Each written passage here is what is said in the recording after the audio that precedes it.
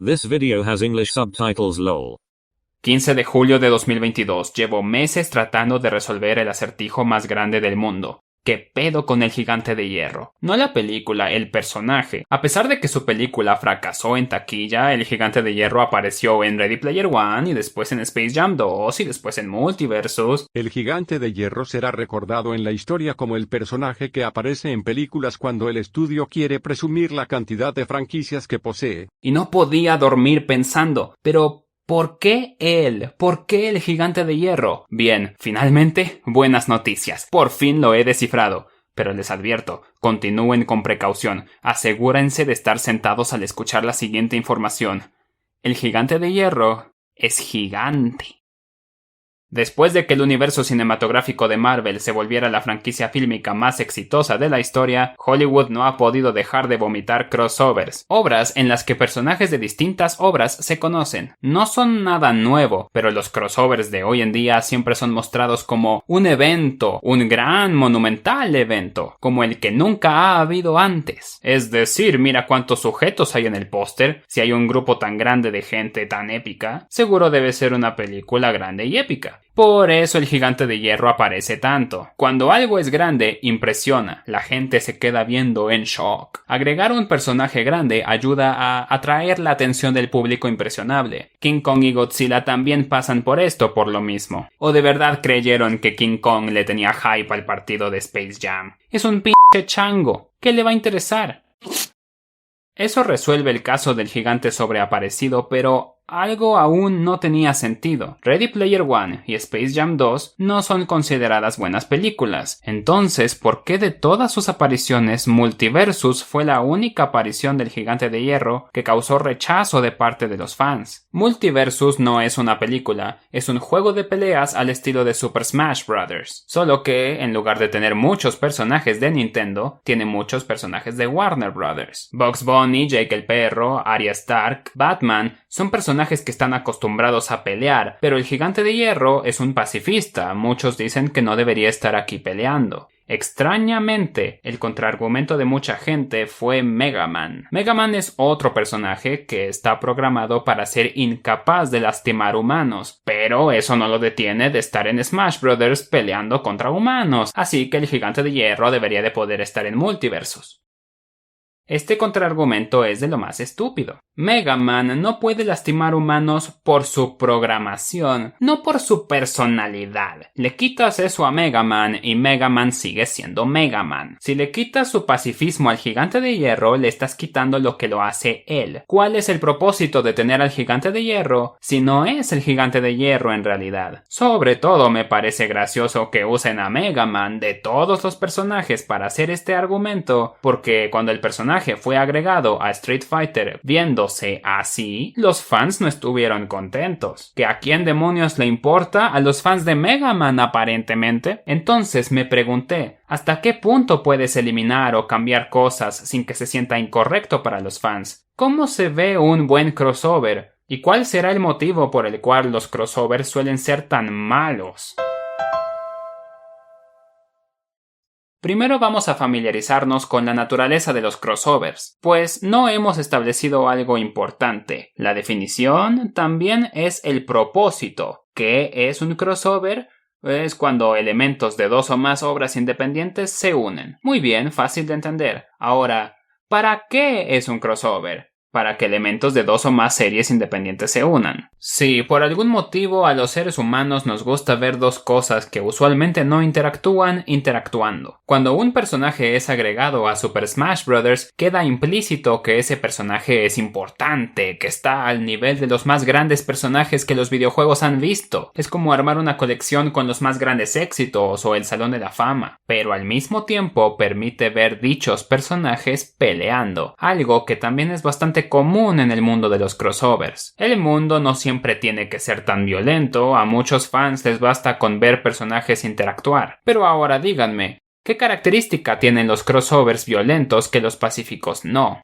conflicto. Usualmente las historias, sin importar si es un libro, película o juego, tienen un conflicto, tienen un asunto a resolver. Es el único motivo por el que los villanos existen. Una batalla te da un conflicto para la historia automáticamente. Tal vez ese es el motivo por el cual muchos crossovers tienen una pelea cuando los personajes se conocen por primera vez. Un crossover pacífico no es tan sencillo de crear. Lo menos creativo que puedes hacer para la historia de tu crossover es: los villanos de ambas franquicias se han unido, por lo que los héroes tienen que hacerlo también. Los escritores necesitan una situación que genere la interacción, un choque entre dimensiones, un auto que se descompuso en la ciudad donde viven otros personajes de otro show, un sujeto fuma algo que le hace ver distintos personajes, etc. Estos escenarios no funcionan mal cuando solo son algunos personajes interactuando, pero cuando todo el elenco participa, ahí hay problemas. No hay muchas historias en las que muchos personajes puedan tener importancia en poco tiempo. Es más, incluso cuando tienes años para preparar una historia, no siempre hay tiempo para todos los personajes. Fans de Marvel, odio ser quien dice las malas noticias, pero Mantis no es tan importante para la historia de Infinity War como dijeron que sería. Por esto, los crossovers tienen que escoger tener una buena historia o tener una historia que permita interacciones que le guste a los fans. Los Simpsons han escogido ambas en sus múltiples crossovers. Escogieron la primera en el crossover con El Crítico, uno de los mejores episodios de una de sus mejores temporadas. Es increíble la cantidad de chistes que salieron de este crossover, el más famoso siendo el balón en la ingle.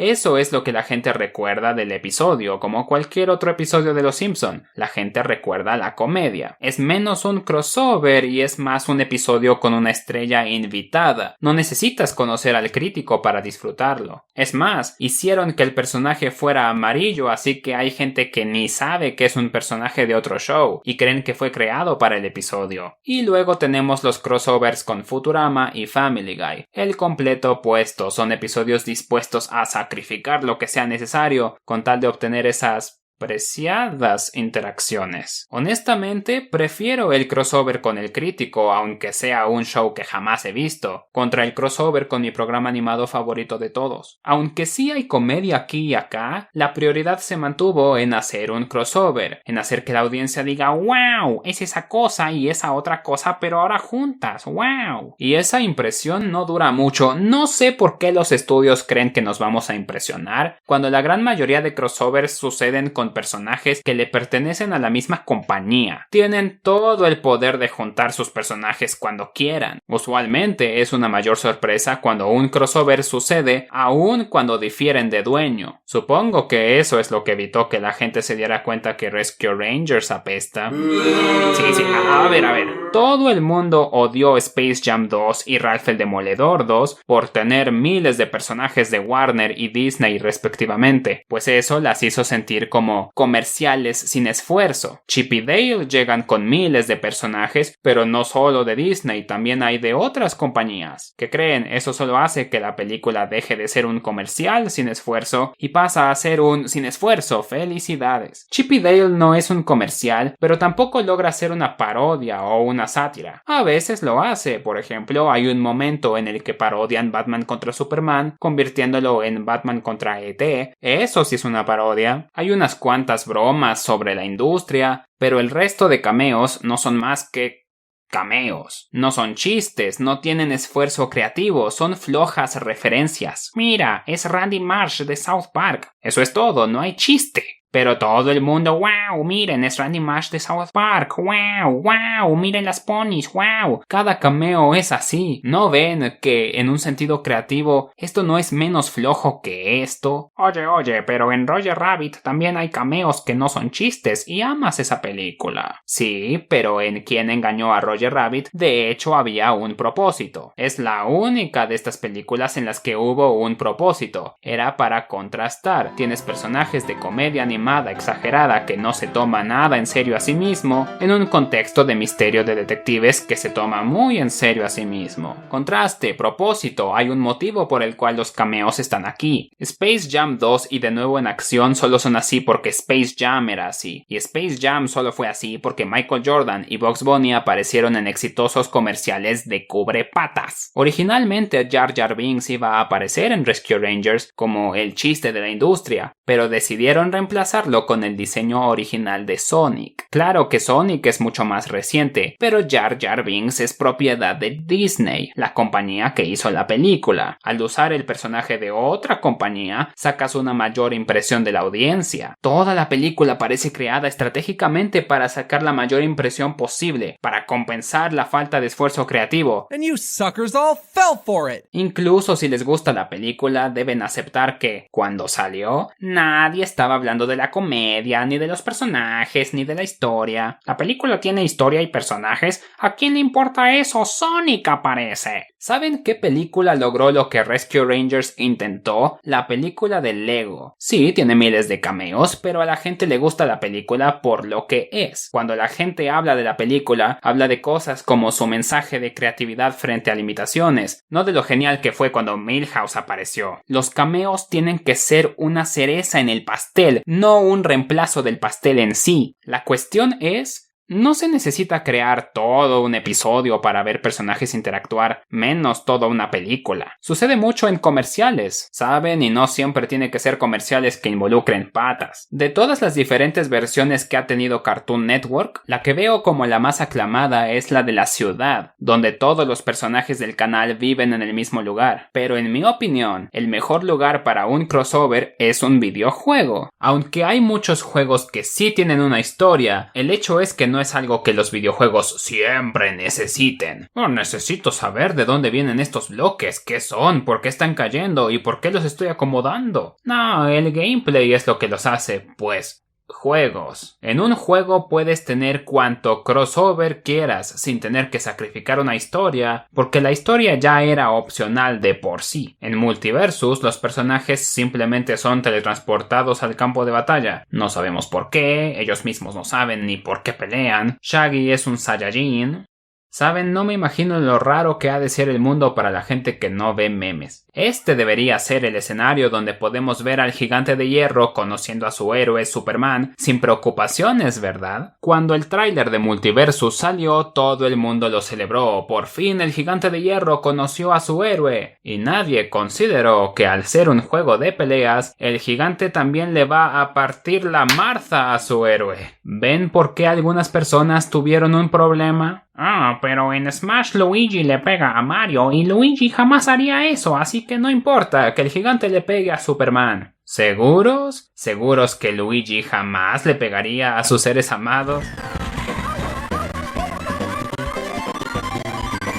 El gigante jamás atacaría a Superman, pero tal vez estaría dispuesto a jugar un competitivo con él. Habría que determinar qué es Smash, qué es Multiversus. ¿Son una pelea en un contexto de conflicto o son un combate en un contexto deportivo a la Mario Kart? Esto nos deja ver que incluso en un crossover donde no hay historia o en una historia que no es canon, el crossover debe de tener en cuenta el contexto, porque si no, repito, ¿cuál es el punto de tener un personaje presente si no es el personaje en realidad? El contexto en un crossover siempre tendrá importancia. Creo que, por lo mismo, los mejores crossovers son los que traen un escenario que no solamente te da interacciones, sino que por sí solo es un buen escenario. Yo no sé quién vio Supernatural y sintió que un crossover con Scooby-Doo era necesario, pero es uno de los mejores que he visto. Se enfoca menos en interacciones y más en mostrar cómo la pandilla del misterio reacciona a un universo donde los monstruos y demonios son reales. ¿Hemos detenido a constructores perversos cuando pudimos haber cazado a Drácula?